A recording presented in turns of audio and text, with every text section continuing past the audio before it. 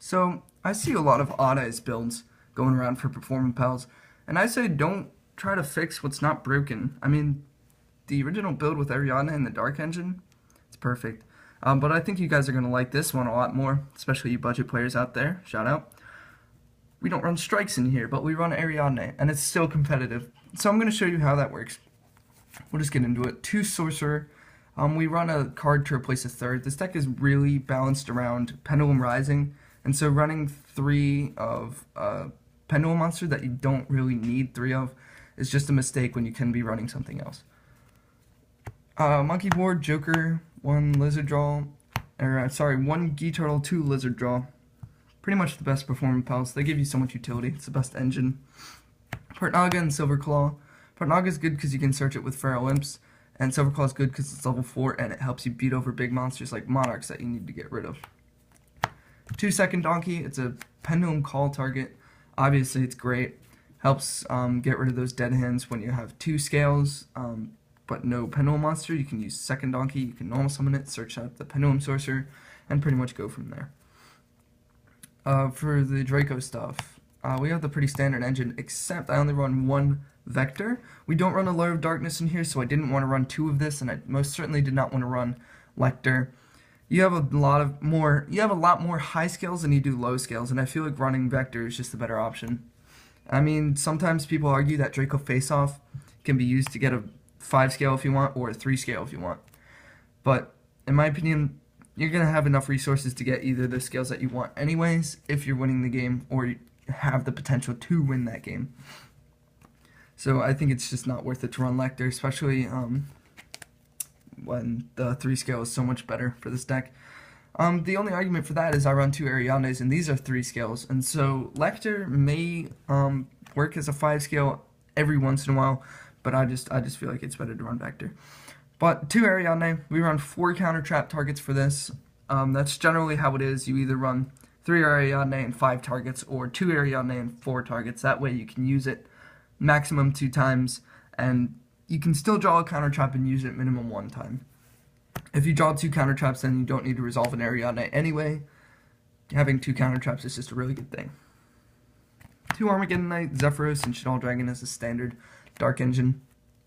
I feel like Zephyros is just so good. People are cutting just Armageddon Knight and Zephyros, and your dead hands with Armageddon Knight and 1 scale, well, you can just use Armageddon Knight, set the scale, pop up Zephyros, overlay for Feral Imps, and now you have a full set of scales. And it just helps unclog so many hands, and I think Armageddon Knight and Zephyros are pretty much what keeps this version of the deck, really good. The card to replace the 3rd Pendulum Sorcerer is actually Summoner Monk, mainly because it's a Pendulum Call target, unlike Sorcerer. And also, this card can be used to pull out Luster, which you don't see unless you have Face-Off, and you don't get Face-Off all that often. You can also use it to pull out a Sorcerer when you need it. You can pull out anything you need at that specific time. Summoner Monk's a really versatile card. I don't like to run 2 of it, though, because the spell cards are pretty important in this deck, and I understand why maybe you would run a 3rd Pendulum Sorcerer over this. But in this deck, with 3 Pendulum Call in the main deck, I think it's really necessary to just run at least a Summoner Monk instead of that 3rd Pendulum Sorcerer. For the spells, we got Face Off. We run 1 Unexpected Die. This card is great. It's just really versatile. You can just pull out a Master Pendulum, and it's just there for you to use during the play. I think it's pretty good. But obviously, you don't want to see it late game because you'll pretty much always be controlling a monster, or you'll be out of them. And then, of course, the infamous 3 Pendulum Call Rising. Have I been saying Call this whole time? It's Rising. Pendulum Rising. Sorry about that. I'm sure you guys probably thought this was called Pendulum Call too. I think Pendulum Call is that trap card. But Rising is great. it's such a good card. You can pull out Luster from a Summoner Monk, and you can pull out Luster from a 2nd Donkey. You can pull out Pendulum Sorcerer from an Armageddon Knight, and it's just so versatile. It gets you all the resources that you might need during the duel, and it fills your graveyard for instant fusion. It's really good. I really love that card. It's one of my favorites. Instant fusion. We only run 1 of it, obviously, because we only have 1 Norden, and it's not that important, but when you do get it, you can really go off and just make a free Rafflesia. to top off your play that was probably already ending in a number 38. So, one of those. And then, basically, these next 5 cards are to go second. Obviously, the counter trap build likes to go first, but if I'm in a hard matchup, that's a good board-breaking deck, such as Monarchs, I'll choose to go second, because they can obviously take a card out of my hand, but I also have the cards to get rid of Domain, and I have the cards to get rid of the Monarchs, and I feel like you're going to open at least one of these, which is going to help you get out of that lock. And they can set up on turn 1, but I prefer to go second against Monarchs simply because I need that 6th card to overcome their many resources. But occasionally, well, obviously when I don't know what deck they're playing game 1, I'll pretty much always choose to go first.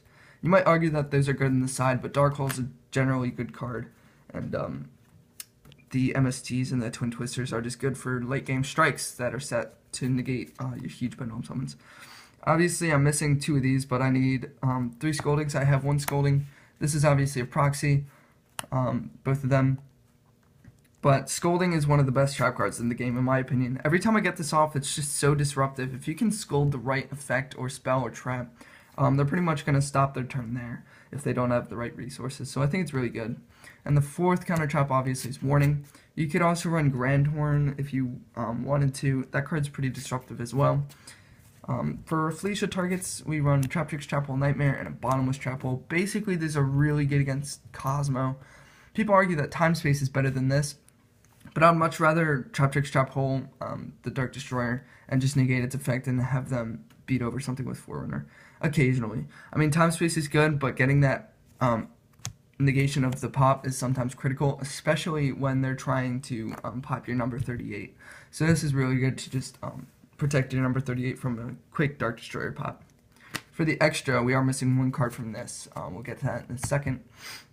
We got a number 38, which is a beast of a card.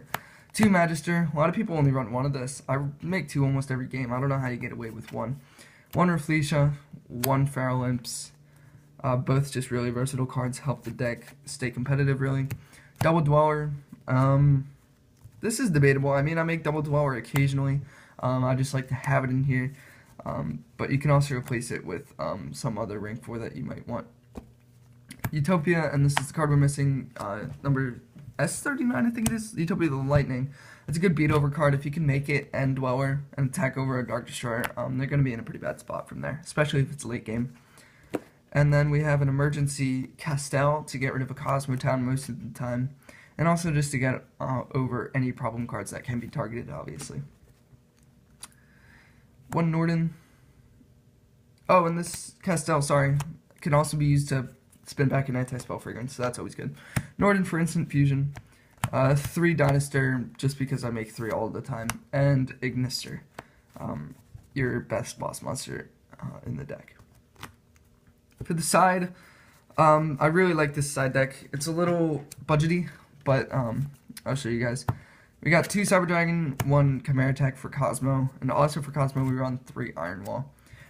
2 of these can also be sided in for Monarchs, just because they can't banish the Pantheisms, they can't banish Eidos, they can't banish for Aether's effect on your turn. I think it really helps lock them out a little bit. You can obviously shuffle it back with Erebus or pop it with Karaz, but better that than my Scales, right? 3 Decree, basically for Demise decks. I'll side out my counter trap engine, basically, for 3 Decree, 1 MST, and 1 Twin Twister, and then I'll keep the Warning in, just in case I don't draw the Decree. But basically, this is for the 2 Ariadnes, and this is for the 3 Scolding and against the Demise deck. It really helps a lot. Also for Monarchs, we have 2 Magic Deflectors instead of Masks of Restrict. I think negating that Domain is critical. Negating that Stormforth to get over your number 38 is critical as well. And it just helps your number 38 negate what it actually needs to negate instead of just bait. And then Deep Dark Trap-Hole and Time Space, pretty much both for Cosmo. I put these in. But they can also be used for different rogue matchups. Deep Dark Trap-Hole is also good against Monarchs. So I think they're just 2 really versatile cards. that you can just throw in and have a great time with. So that's basically the deck. It's very budgety. It's very competitive. I suggest that you budget players out there just give this deck a try. Scoldings are not that expensive, not nearly as expensive as Strike, and it's just really competitive. It's really good. This deck can also help you get better at Yu-Gi-Oh! And all that, just because it has so many different combos and strategies that you need to learn in order to succeed with it. So I hope you like the deck. Just give it a try before you hate on it, which I'm sure you won't, because all of you are nice people on YouTube. And see you next time.